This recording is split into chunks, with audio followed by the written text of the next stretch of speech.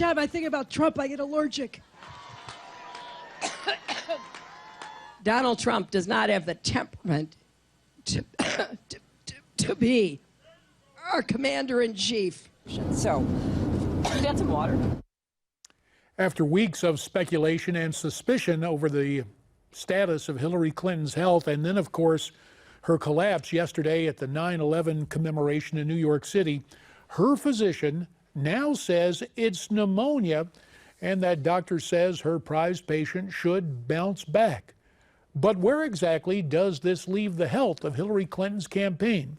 Let's discuss it now via Skype from Utica, New York, with pollster John Zogby, who is also the director of the Keenan Center for Ethics and Entrepreneurship at his alma mater, Lemoyne College. And John is likewise the author of the new book, We Are Many, We Are One, a new look at the American people using personalities instead of demographics, neo-tribes and tribal analytics.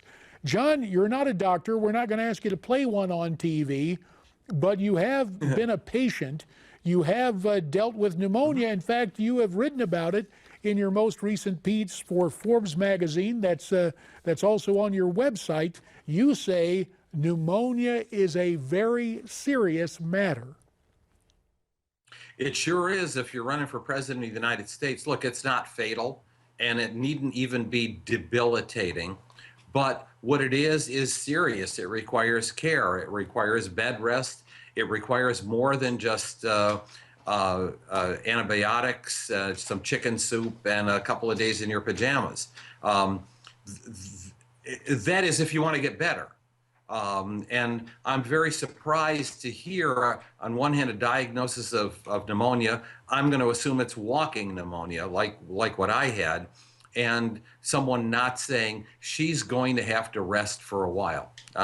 It's stunning to me. Well, this whole notion that she should take a rest. We're what, less than 60 days out. Dick Nixon, I think, was in the hospital for what, 3 weeks in the 1960 campaign? That's right. Could she do this and actually gain sympathy if she were to say, look, I'm sick, I just have to get better, this ain't fatal, but I need my rest? Of course, if you're telling the truth. I'm not sure she can do that anymore, because I think maybe this thing has gone on too far. She's let those questions fester. She let this cough go on too far. She let the diagnosis of pneumonia go on for 48 hours. And look at what it took in order for that to get out, which, you can't help but think raises some questions. Well, all right, you've admitted to pneumonia. Is there something else that we need to know about? But sure, right in the very beginning, and this is the sort of stuff you concern yourself with in a president of the United States. Had she said, look, I'm under the weather, I've got walking pneumonia, I need to be bedridden, I need to be cared for, and I'm going to be in touch with my staff, and I'm going to be issuing statements, I'll even answer some phone calls, but I just can't be out there campaigning in all those states, I think she would have gotten a pass. I think it may be too late for her. And mindful of that, new polling is out. Things are getting mighty close in key battleground states. Yes, take, for example, Iowa. New poll released from the Hawkeye state, Donald Trump leads Mrs. Clinton by 1. Obviously, that's within the margin of error. But if I'm hearing you correctly, John, you're saying the momentum is with Mr. Trump now, not only because of Hillary's health, but all the mystery that surrounded it. Yeah.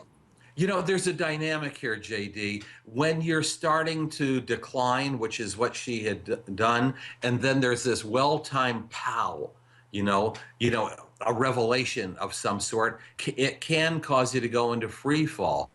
Now, the problem is that this pow was caused by her and by her own campaign. It didn't come externally. It wasn't a major revelation from the outside.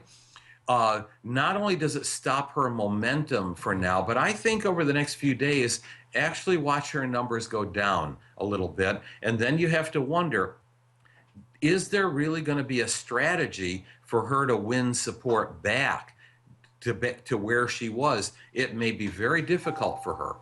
We can almost rename the segment of Polls and Pals. John Zogby, noted pollster, tonight from Utica, New York. Again, John's new book entitled We Are Many, We Are One, Neo-Tribes and Tribal Analytics in 21st Century America. John Zogby, we thank you very much.